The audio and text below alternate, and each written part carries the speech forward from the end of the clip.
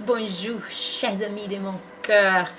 Nous sommes de retour avec notre humble lecture du livre des esprits, un livre écrit par Allan Kardec et les esprits.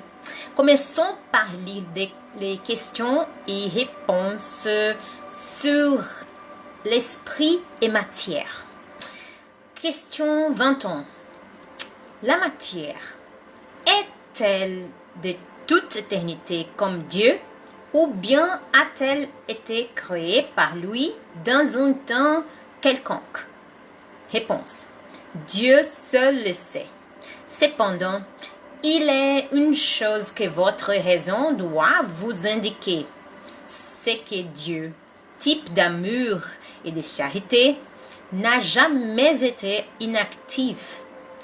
Quelque éloigné que vous puissiez vous représenter le début de son action, pouvez-vous les comprendre une seconde d'un l'oisiveté? Question 22. On définit généralement la matière. Ce qui a de l'étendue, ce qui peut faire impression sur nos sens, ce qui est impénétrable. Ces définitions sont-elles exactes? Réponse. À votre point de vue, cela est exact parce que vous ne parlez que d'après ce que vous connaissez. Mais la matière existe à des états qui vous sont inconnus. Elle peut être, par exemple, tellement éthérée et subtile qu'elle ne fasse aucune pression sur vos sens. Cependant, c'est toujours de la matière. Mais pour vous, ce n'en serait pas. Et alors, une question ensuite. Quelle définition pouvez-vous donner de la matière? Réponse.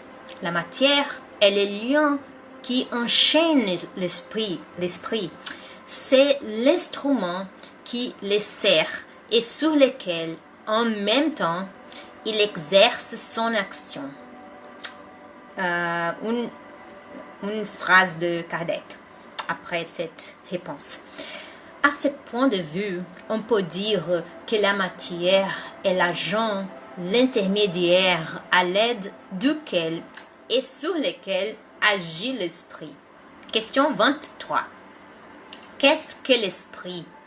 Réponse. Les principes intelligents de l'univers. Question ensuite. Quelle est la nature intime de l'esprit? Réponse. L'esprit n'est pas facile à analyser dans votre langage. Pour vous, ce n'est rien, parce que l'esprit n'est pas une chose palpable. Mais pour nous, c'est quelque chose. Sachez-le bien, rien, c'est le néant. Et le néant n'existe pas. Question 24. L'esprit est-il synonyme d'intelligence?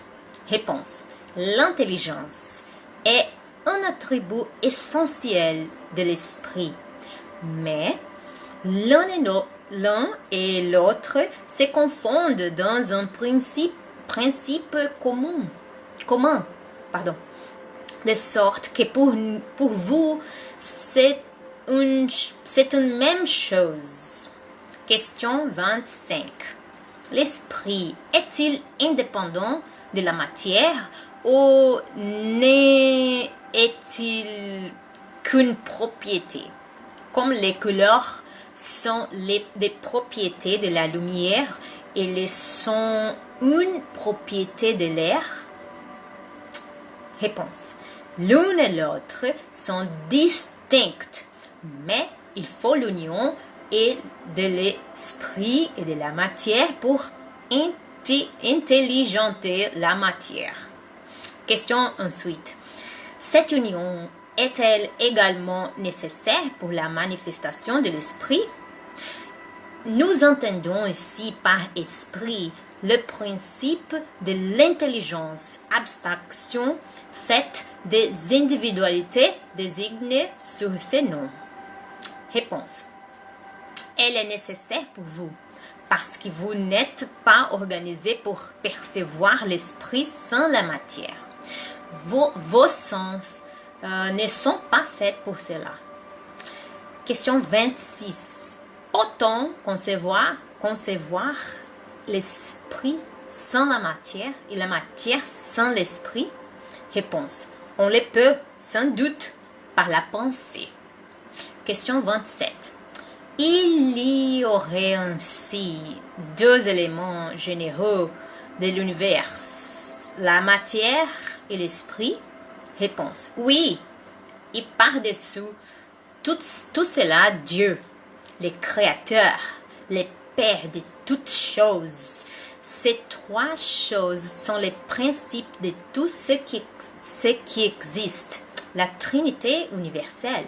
Mais à l'élément matériel, il faut ajouter les fluides universels qui jouent les rôles d'intermédiaire entre l'esprit et la matière proprement dite, trop grossière pour que l'esprit puisse avoir une action sur elle. Quoique, à un certain point de vue, on puisse les ranger dans l'élément matériel, ils se distinguent par des propriétés spéciales.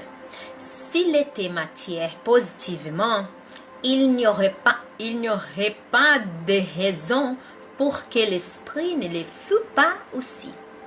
Il est placé entre l'esprit et la matière.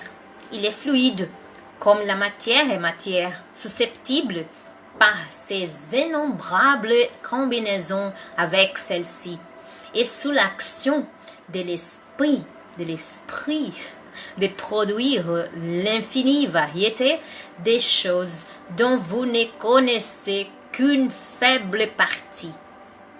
Ces fluides universels ou primitifs ou élémentaires étant l'agent qu'emploie l'esprit est le principe sans lequel la matière serait en état perpétuel de division et n'acquérait jamais les propriétés que lui donne la pesanteur. Question ensuite. Le fluide serait-il celui que nous désignons sous le nom d'électricité? Réponse. Nous avons dit qu'il est susceptible d'innombrables combinaisons. Ce que vous appelez fluide électrique, fluide magnétique, sont des modifications du fluide universel qui n'est à proprement parler qu'une matière plus parfaite, plus subtile et que l'on peut regarder comme indépendante. Question 28.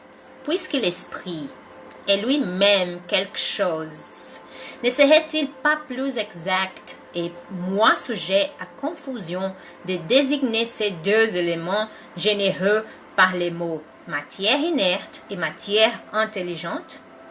Réponse. Les mots nous importent peu. C'est à vous de formuler votre langage de matière à vous entendre. Vos disputes viennent presque toujours de ce que vous ne vous entendez pas sur les mots, parce que votre langage est incomplet pour les choses qui ne frappent pas vos sens. Alors, un paragraphe de Kardec. Un fait patent domine toutes les hypothèses. Nous voyons de la matière qui n'est pas intelligente. Nous voyons un principe intelligent, indépendant de la matière.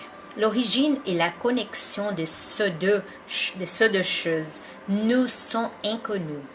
Qu'elles aient ou non une source commune, des points de contact nécessaires, que l'intelligence ait son existence propre, ou qu'elle soit une propriété, un effet, qu'elle soit même, selon l'opinion de quelques-uns, une émanation de la divinité. C'est ce que nous ignorons.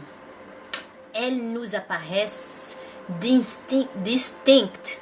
C'est pourquoi nous les admettons comme formant deux principes constituants de l'univers.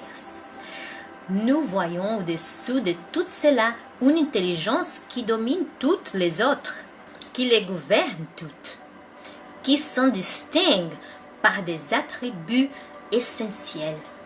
C'est cette intelligence suprême que l'on appelle Dieu.